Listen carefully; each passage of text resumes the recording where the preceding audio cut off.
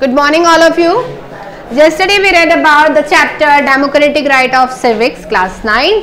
Today we will do some questions which are very important from the point of view of your exam. So today we will do some important questions. As we already know the theme of our chapter, yesterday we have done the democratic rights, right? Now today's first question, what is Amnesty International? कल हमने बात करी थी Amnesty International है क्या? It is an international human right organization which help the people who suffer due to the violation of human rights. एक human right organization है ये एमनेस्टी इंटरनेशनल, जहाँ पे जिन लोगों को लगता है कि हमारे जो वायलेट हुए हैं, हमारे राइट्स जो वायलेट हुए हैं, उनका जो समाधान है वो यहाँ जाके निकलता है. तो एमनेस्टी इंटरनेशनल जो है एक ऑर्गेनाइजेशन है ऐसे लोगों का. तो it is an international human right organization which help the people who suffer due to the violation human rights. देखिए यहाँ पर मार्किंग भी दे रखी है, ये शॉर्ट क्वेश्चन आंसर्स हैं हमारे 1 मार्क के हैं, right. It is an international human right organization which help the people who suffer due to the violation of human right. Next, second question, how are rulers of the Saudi Arabia elected? हमने इसमें Saudi Arabia के बारे में भी बात करी थी कि जो सऊदी अरेबिया के जो रूलर्स हैं वो किस तरह से इलेक्ट किए जाते हैं. हमने सऊदी अरेबिया के बारे में पढ़ा था कि वहाँ पे हेरिडिटी किंग चलता है, कि राजा का बेटा राजा, हेरिडिटी चलती है. The country is ruled by the hereditary king and the people who have no role in electing or the changing their rules. और वो अपने कोई रूल्स में ऐसा कोई चेंज भी नहीं करते हैं. Second, how do citizens exercise their rights in Saudi Arabia? कैसे जो सिटीजन्स हैं अपने राइट्स को एक्सरसाइज करते हैं सऊदी अरेबिया के अंदर? Citizen can not form political parties or any political organization. There is no freedom of religion. Every citizen is required to be Muslim. Saudi Arabia में किसी तरह की कोई पॉलिटिकल पार्टी फॉर्म नहीं होती है सिटीजन्स के द्वारा, राइट, और एनी पॉलिटिकल ऑर्गेनाइजेशन के द्वारा. They have no right to form any political party and they have no right to follow any other religion. It is very compulsion on them, or it is very mandatory that every citizen should be Muslim. Got it? Now the third, what are rights? Rights are claims of a person over other follow being over the society and over the government. Rights क्या होते हैं? कल भी हमने बात पढ़ी थी. Rights होते हैं क्लेम ऑफ ए पर्सन, जो एक पर्सन क्लेम करता है कि ये मेरा अधिकार है, ये मेरा हक है, which is given to him by the government. Now next question, how can we claim our right? कोई भी अपने राइट के लिए क्लेम कैसे कर सकता है? A right is possible only when we make a claim that is equally possible for others. We can not have a right that harms और हर्ट अदर्स. हमारे पास ये राइट नहीं है कि आप किसी को हर्ट करो. अगर ऐसी कंडीशन पाई जाती है तो आप क्लेम कर सकते हैं, because all we know that we all are equal before the law. Next question, what are the 3 qualities of rights? They are reasonable claims of persons, they are recognized by the society and they are sanctioned by the law. जो कोई भी जो right हमें given है वो सभी law के द्वारा सेक्शन किए गए हैं, सोसाइटी के द्वारा रिकॉग्नाइज किए गए हैं, क्योंकि each and every person is equal before the law even in the society also, because it is a part of the organization. Why are rights necessary for every subsistence of a democracy? In a democracy, every citizen has to have the right to vote and the right to be elected to the government. For democratic elections to take place, it is necessary that citizens should have the right to express their opinion from political parties and take part in political activities. Got it? Any doubt? Now, next question. In what situation should a government project as citizens' right? Things may go wrong when some citizen may wish to take away the right of others. कई बार क्या होता है, citizens जो हैं अपने rights का गलत फायदा उठाते हैं और गवर्नमेंट ये फाउंड करती है कि ये राइट है उसका मिसयूज हो रहा है. This usually happen when those in majority want to dominate those in the minority. और ये अपने राइट्स का गलत फायदा कब उठाते हैं, जब कोई मेजॉरिटी पार्टी या मेजॉरिटी ऑर्गेनाइजेशन दूसरी माइनॉरिटी ऑर्गेनाइजेशन को डोमिनेट करता है, तभी वो अपने राइट्स का मिसयूज करते हैं. तो government should protect the citizen right in such a situation. यहाँ पे ये प्रोजेक्ट नहीं है, प्लीज इसको रेक्टिफाई कर लेना. It is protect here, right.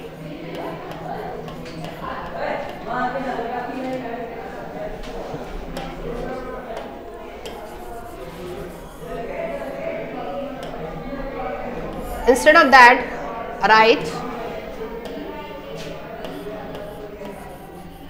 protect. Clear?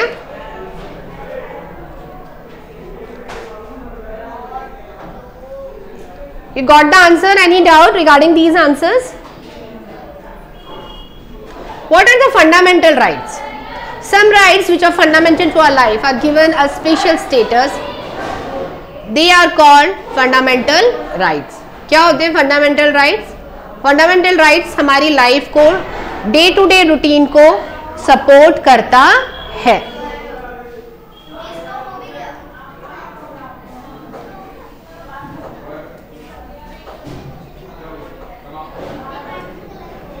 Name the 6 fundamental rights provided by the Indian Constitution to Indian citizens. 6 fundamental rights क्या हैं हमारे?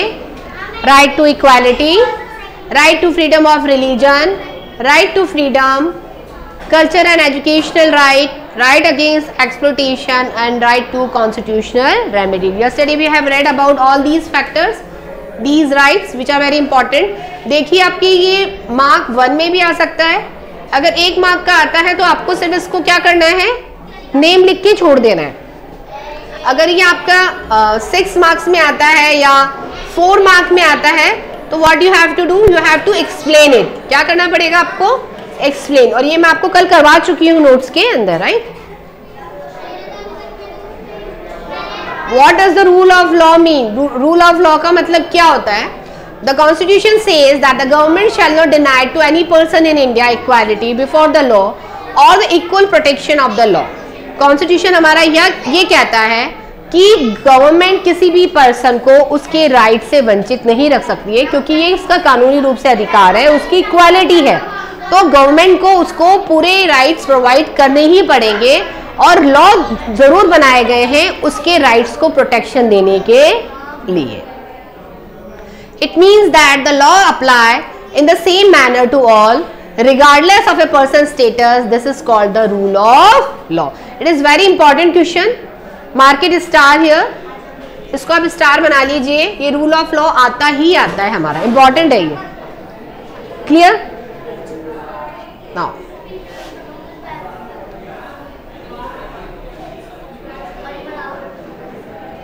eleventh question we have done. Now 12th. How is rule of law considered the foundation of any democracy? किसी भी democracy में rule of law का होना क्यों जरूरी है? रूल ऑफ लॉ आपको क्या देता है? प्रोटेक्शन. क्या देता है आपको? Protection. It means that no person is above the law. ये हम पढ़ चुके हैं बात कि no person is above the law. These cannot be any distinction between the political leaders, government official or any ordinary citizen. ये law हमें ये कहता है कि ये हमें अधिकार नहीं देता है किसी भी पर्सन के बीच में डिस्क्रिमिनेशन करने का. मतलब जो हमारे राइट्स हैं, जो पॉलिटिकल लीडर के पास हैं या किसी गवर्नमेंट ऑफिशियल के पास हैं या ऑर्डिनरी सिटीजन के पास है, सबके पास क्या है? इक्वल है. सबके पास क्या है? ये राइट इक्वल है और इक्वली ही लॉ के द्वारा प्रोटेक्शन दिया गया है. ऐसा नहीं है गवर्नमेंट ऑफिशियल के पास लॉ प्रोटेक्शन अलग है या हमारे पास अलग है. रूल ऑफ लॉ जो है वो सबके लिए इक्वली एप्लीकेबल है. इसमें कोई डिफरेंसेस या कोई डिस्टिंक्शन नहीं है. It is true that every citizen from the prime minister to a small farmer is subject to the same laws. क्या सभी के ऊपर सेम लॉ चल रहा है, चाहे वो प्राइम मिनिस्टर हो, चाहे वो छोटा सा एक किसान ही क्यों ना हो? Yes. A few years ago, a prime minister of the country faced a court case on charges of cheating. The court finally declared that he was not guilty. But as long as the case continued, he had to go to the court, give evidence and file paper just like any other citizen. इसमें example बताया गया है. Question ये था कि जो हमारा citizen है, चाहे वो प्राइम मिनिस्टर हो, चाहे स्मॉल फार्मर्स हो, क्या लॉ सबके साथ इक्वली एप्लीकेबल है, सबके साथ समान व्यवहार करता है? तो इसमें एक एग्जाम्पल देखिए समझाया गया है कि कुछ साल पहले प्राइम मिनिस्टर के ऊपर एक केस लगाया गया था कि उन्होंने चीटिंग करी है देश के साथ, लेकिन जब वो कोर्ट चल रहा था, केस चल रहा था, तो कोर्ट ने पाया कि वो गिल्टी नहीं है. तो जब ये केस चल रहा था तब उनको भी आम जनता की तरह एविडेंस देने पड़े थे, पेपर्स देने पड़े थे, राइट? ऐसा नहीं है कि भाई हमें ही ये सब जो फॉर्मेलिटीज होती है पूरी करनी होती है, चाहे वो प्राइम मिनिस्टर हो, चाहे वो प्रेसिडेंट हो, चाहे कोई भी गवर्नमेंट ऑफिशियल हो, उसको भी ये सारे जो रूल्स रेगुलेशंस हैं वो फॉलो करने पड़े. That means there is no discrimination, सब इक्वल है लॉ के लिए. How is right to equality exercise? जो राइट टू इक्वालिटी है वो कैसे एक्सरसाइज किया जाता है? The government shall not discriminate against any citizen on the ground of religion, caste, ethnicity, sex or place of birth. Every citizen shall have access to public places like shop, restaurant, hotels and cinema halls. All citizens have equality in the matters relating to employment also. Equality की आप बात करें तो government हमें ये कहता है कि आप किसी भी सिटीजन को डिस्क्रिमिनेट नहीं कर सकते. उसकी कास्ट, उसकी कलर, उसकी सेक्स, उसका सेक्स, उसका प्लेस ऑफ बर्थ को लेके आप उसको किसी तरह से डिस्क्रिमिनेट नहीं कर सकते. हर सिटीजन के पास ये राइट है कि शॉप, रेस्टोरेंट, होटल्स और सिनेमा हॉल जो एंटरटेनमेंट्स के लिए जो प्लेसेस बनाई गई हैं वो सभी इक्वली एंजॉय कर सकें. यहाँ किसी तरह का कोई डिस्क्रिमिनेशन, कोई भेदभाव नहीं होगा. All citizen have equality in the employment matter also. Employment sources जो गवर्नमेंट अपॉर्चुनिटीज निकालती है एम्प्लॉयमेंट के, उसमें भी हमें इक्वली राइट गिवन है. ऐसा नहीं है कि किसी और को इतना है तो और हमें इतना है, ऐसा नहीं है, इक्वली एप्लीकेबल है. Next, what does untouchability means? ये हम काफी टाइम से पढ़ते हुए आ रहे हैं. अनटचेबल का मतलब क्या होता है? हमारा article number 17. Untouchability does not only mean refusal to touch people belonging to a certain caste. It refers to any belief of social practice which looks down upon people on account of their birth with certain caste label. Untouchable क्या कहता है? Untouchable ये कहता है, untouchable सिर्फ ये नहीं कहता है कि जो दूसरे कास्ट के लोग हैं, दूसरे जो कास्ट को कोई लोग बिलोंग करते हैं तो उसको टच न करना. हमारा अनटचेबिलिटी का मतलब ये होता है कि कोई इस तरह की अनवांटेड प्रैक्टिसेस जो चल रही है उसको हम आगे प्रमोट कर रहे हैं. अनवांटेड प्रैक्टिसेस जो चल रही है उसको अगर हम आगे प्रमोट कर रहे हैं तो अनटचेबल हमारा ये कहता है कि इस तरह के बिलीफ हमें नहीं मानने चाहिए, सोशली प्रैक्टिस ये हमें नहीं करना चाहिए. What does freedom means? Freedom means absence of constraints. Constraints मतलब बैरिकेड्स, हर्डल्स. आजादी मिलना बिना किसी हर्डल्स के, बिना किसी रुकावट के. In practical life, it means absence of interference in our affair by others. इसका मतलब कि हमारी आज़ादी के अंदर, हमारे काम के अंदर कोई दूसरा इंटरफेयर नहीं करे. वो भी तो एक तरह की आज़ादी है, वो भी तो एक तरह का फ्रीडम है. Now, what is mean by freedom of speech and expression? Our ideas and personality develop only when we are able to freely communicate with others. Even if 100 people think in one way, we should have the freedom to think differently and express our views accordingly. Government in a democracy should give this freedom to the citizen. हम क्या सोचते हैं, हमारी personality क्या है, हमें ये right होना चाहिए कि हम अपने आप को रिप्रेजेंट कर सकें, हम अपने आप को एक्सप्रेस कर सकें, हम अपने आइडियाज और थॉट को हमारी सोसाइटी, हमारी कम्युनिटी, हमारी कंट्री के सामने ला सकें. तो ये हमें एक राइट गिवन है. How do citizens of India exercise freedom to travel to any part of the country? The citizens of India enjoy single citizenship and are free to reside and settle in any part of the territory of a country of India. This right allows lack of citizens to migrate from village to towns and the poor regions of the country to prosperous regions and the big cities. It is given to us that we can reside to any other place, but we have a citizen of only one place. Citizen हमें सिर्फ एक देश की होगी, लेकिन उसके अलावा आप दूसरी जगह माइग्रेट कर सकते हैं। What is mean by traffic in human beings? Traffic means selling and buying of human being, usually women, for the immoral purpose, right? What is beggar? Beggar is a practice where the worker is forced to render service to the master free of charge at a nominal remuneration. When this practice takes place on a lifelong basis, it is called the practice of bonded labor. Clear? Any doubt? In what ways is child labor prohibited by the Indian Constitution? The Constitution prohibits child labor. No one can employ a child below the age of the 14, as we have already read in our 8th class also, that the child who is below the age of 14, he is not allowed to do work as a labor in any place. किसी भी factory में, किसी भी जगह में, right, उसको allowed नहीं होता है कि वो काम कर सके as per our constitution. It is very hazardous, तो वो अलाउड नहीं है. It is punishable. Now, what is secularism?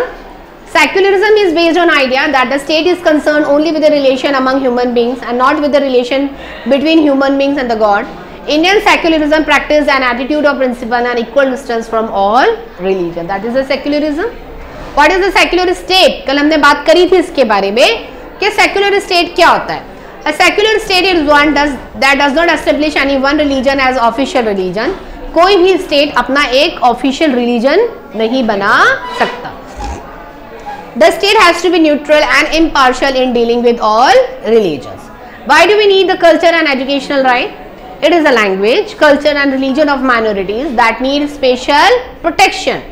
Otherwise, they may be get neglected or undermined under the impact of the language, religion and the culture of the majority. That's why the Constitution specifies the culture and the educational right of the minorities. What does right to constitutional remedies help? ये सब हम पढ़ चुके हैं, right? उसी की base पे ये हमारे questions हैं. It is possible that sometimes our rights may be violated by the fellow citizen, private bodies or by the government. When any of our rights are violated, we can seek remedy through our court. It is a fundamental right. We can directly approach the Supreme Court or the Higher Court. कल हमने बात करती PIL की. अगर आपको ऐसा लगता है कि मेरा राइट वायलेट हो रहा है तो आप सुप्रीम कोर्ट या हाई कोर्ट में अपील कर सकते हैं. What are the writs? Writs क्या होते हैं? एक फॉर्मल डॉक्यूमेंट होता है, एक ऑर्डर होता है जो कोर्ट का ऑर्डर होता है, which is to the it is a formal document containing an order to the court, to the government, issued only by the High Court or the Supreme Court. Writs क्या होते हैं? Supreme court और high court एक order declare करते हैं. किसके लिए? Government के लिए. किसके लिए इशू करते हैं? गवर्नमेंट के लिए. तो that is called the writs, which is very important one. Writs, right? What does right to freedom of religion means? Every person has right to choose, practice and propagate any religion he or she believes in. Every religion group or the section is free to manage its religious affair. What is PIL? PIL is called as the public interest litigation. Under PIL, any citizen or the group of the citizen can approach the Supreme Court or the High Court for the protection of public interest against a particular law or action of the government. What does right to education mean? Now school education has become a right for citizens. The government are responsible for providing free and compulsory education to all children up to the age of 14. ये government ने अब compulsory कर दिया है कि जो बच्चे 14 साल तक के लिए हैं उनके लिए गवर्नमेंट एजुकेशन मैंडेटरी है. What is RTI? RTI is right to information. Parliament enacted a law giving the right to information to the citizen. This act was made under the fundamental right to freedom of thought and expression. We have a right to seek information from the government office. आपको अगर कोई government information चाहिए, right, तो उसके लिए आप government से appeal कर सकते हैं राइट टू इंफॉर्मेशन के तहत. ये आपका अधिकार है, ये आपके पास राइट है. That is RTI. What are the human rights? Human rights are universal moral claims that may or may not have been recognized by the law, but then rights give you right to be treated are equally by law. Every human being who is born anywhere has the right to live and enjoy life. Article 21 हमें क्या कहता है? Right to life. कोई भी व्यक्ति इस देश में कहीं पर भी जन्म ले या मरे, अपना जीवन उसको जीने का अधिकार है, अपनी लाइफ को एंजॉय करने का उसका अधिकार है. Now the some short question answers, 3 mark question answers are there. How were the prisoners tortured by the US Army in Guantanamo Bay prison? What was the background in which the ethnic massacre took place in Kosovo? ये हमने सब किए हैं questions. How does the society affect the implementation of the rights?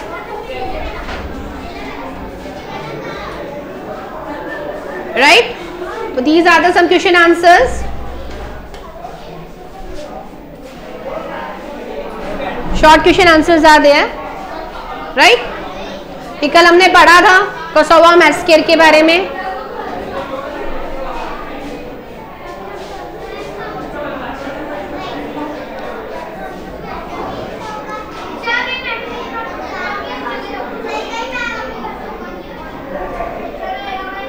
How does the society affect the implementation of rights?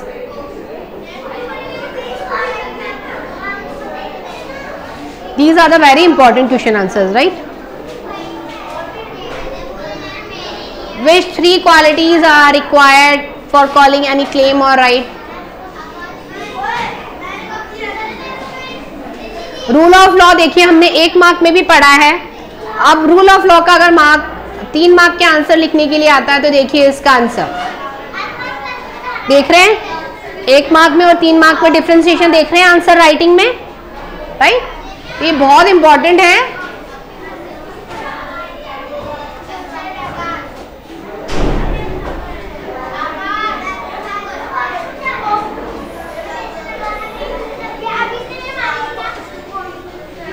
How and why is the right to freedom called a cluster of several rights?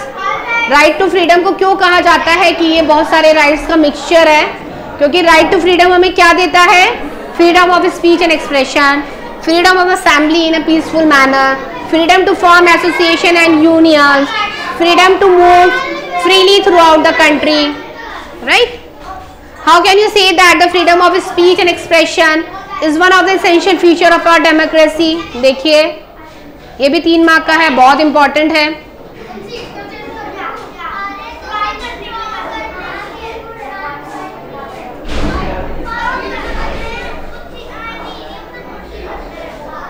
How can the citizen exercise their freedom to hold rallies and demonstration?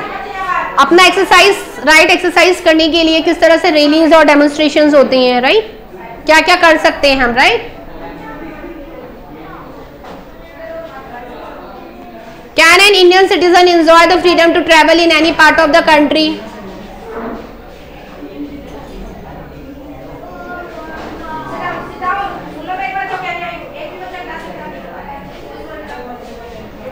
आ रहा है समझ में बेटा? ये question answers बहुत important है, ये आप लोग अपनी नोटबुक में नोट कर लीजिएगा, right? Clear? So these are the some important question answers of our chapter, that is democratic rights. So we will do other questions of other chapter, that is Russian Revolution, in our next class. Okay.